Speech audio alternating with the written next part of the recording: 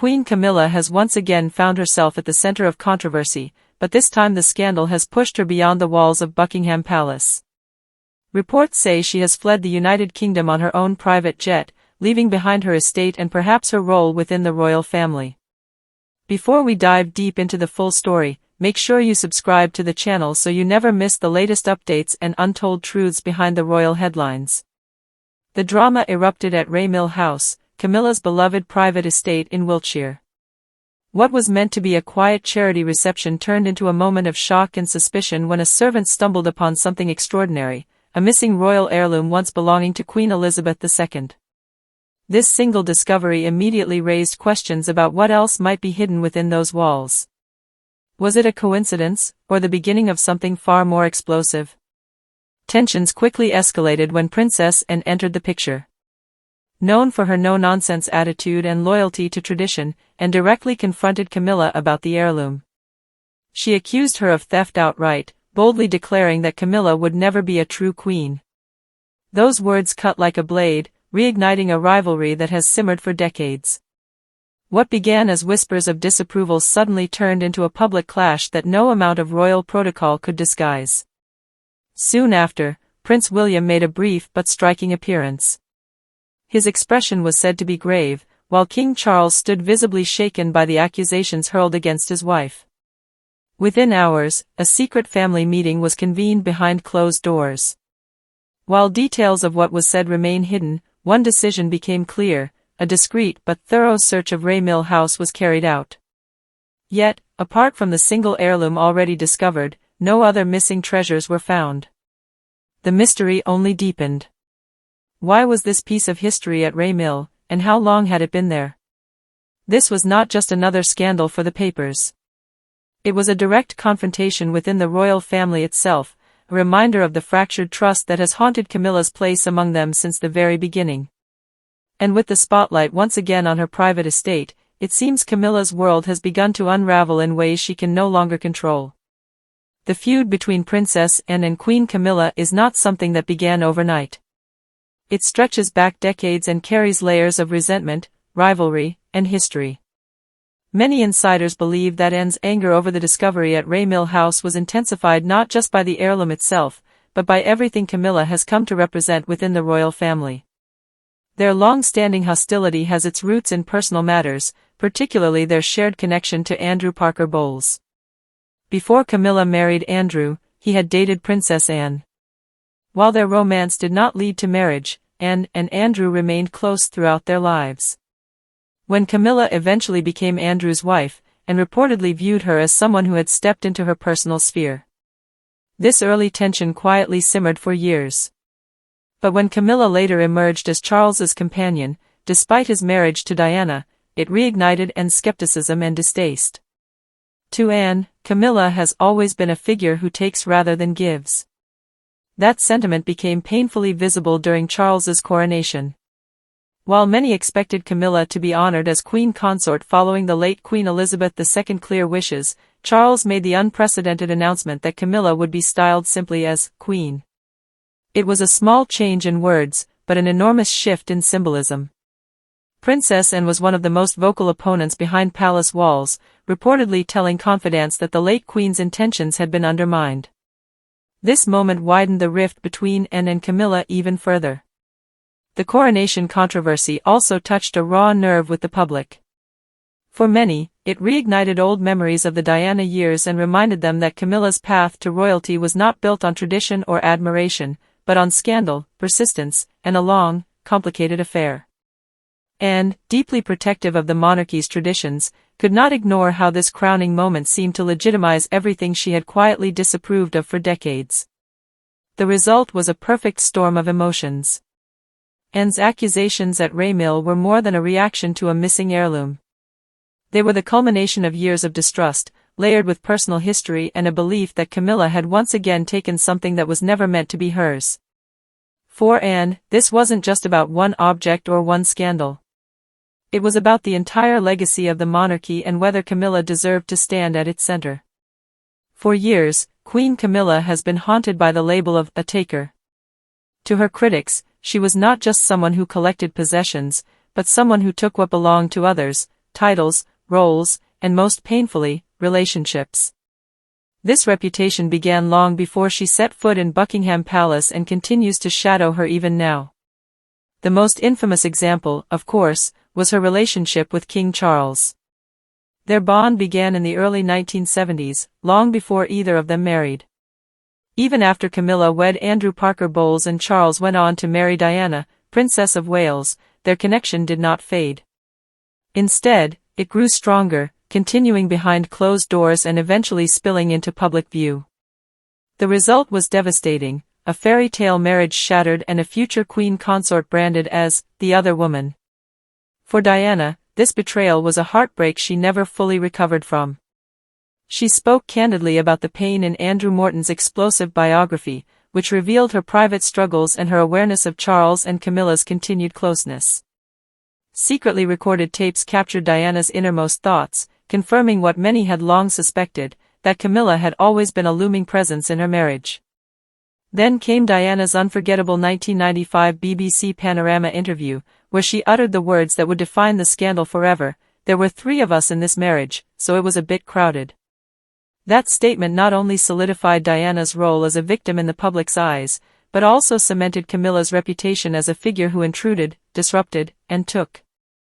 No matter how many years passed, no matter how much charitable work Camilla pursued, the ghost of Diana's heartbreak continued to linger.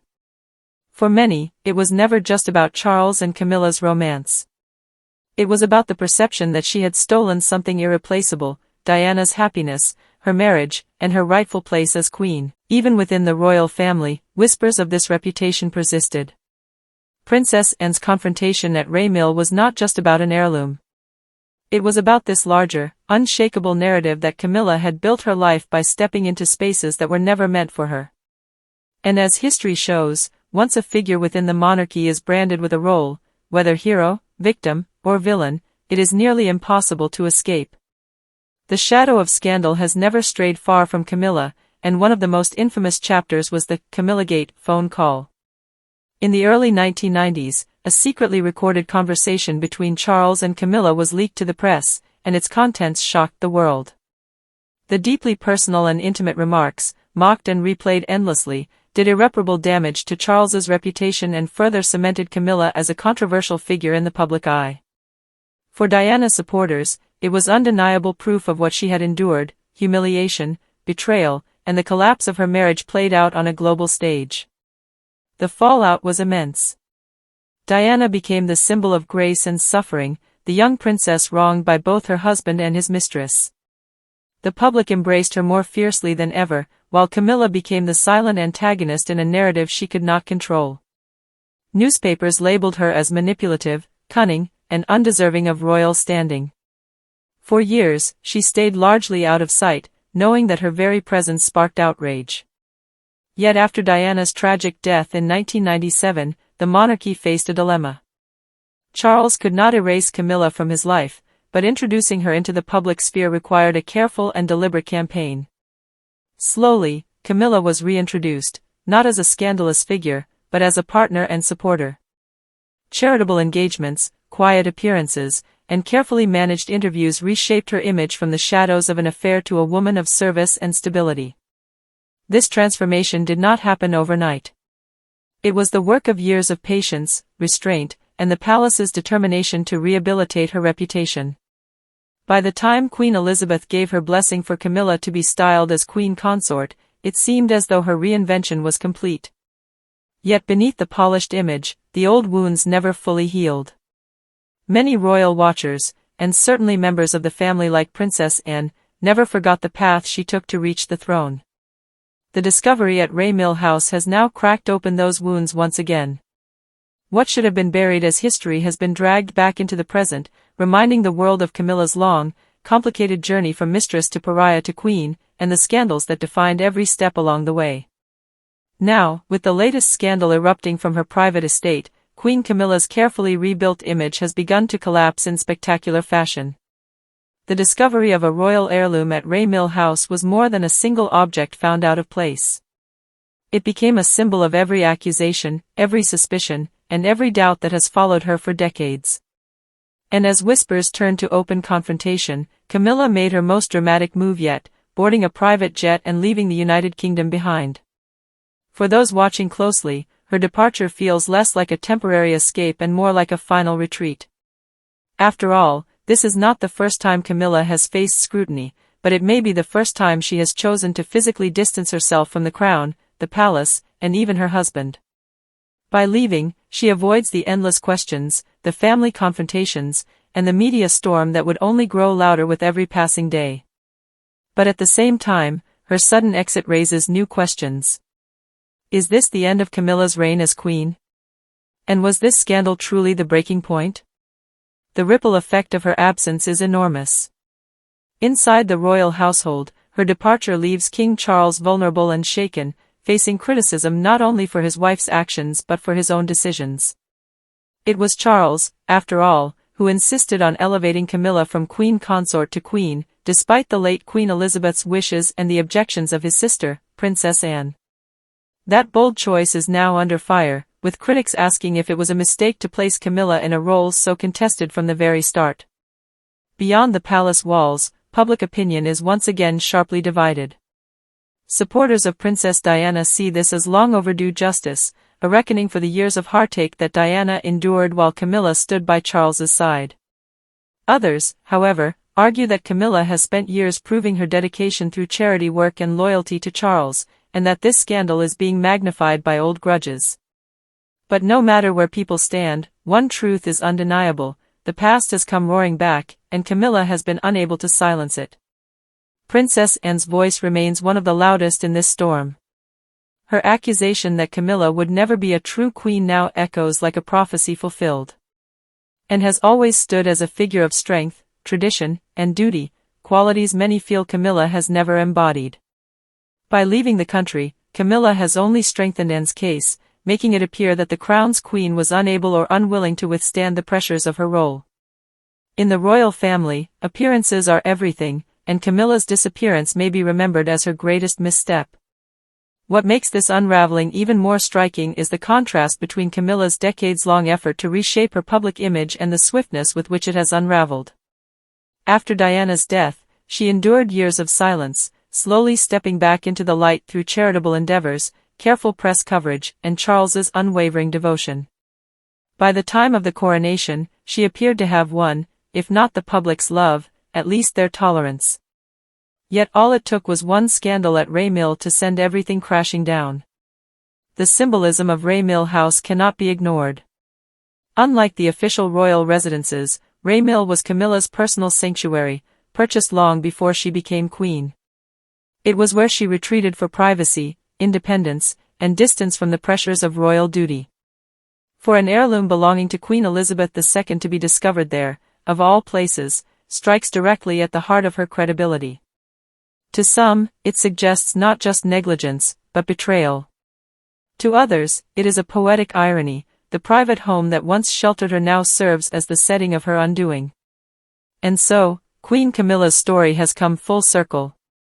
From her early years as Charles's forbidden love, to the scandals that rocked Diana's marriage, to the ridicule of Camillagate, to the painstaking reinvention that carried her to the throne, her life has been defined by taking steps forward only to be pulled back by the weight of controversy. Now, her flight from the UK may be the ultimate step backward, a silent admission that the role of queen was never truly hers to hold. As her jet disappears into the sky, the monarchy faces yet another storm of uncertainty. Will Camilla return and attempt to reclaim her place? Or has she quietly accepted exile as the price of her past? For King Charles, the decision to elevate her as queen may haunt him as one of the most controversial choices of his reign. For Princess Anne, it may feel like vindication after decades of mistrust. And for the public, it reignites the same question that has lingered since the days of Diana: can Camilla ever escape the shadow of being the other woman?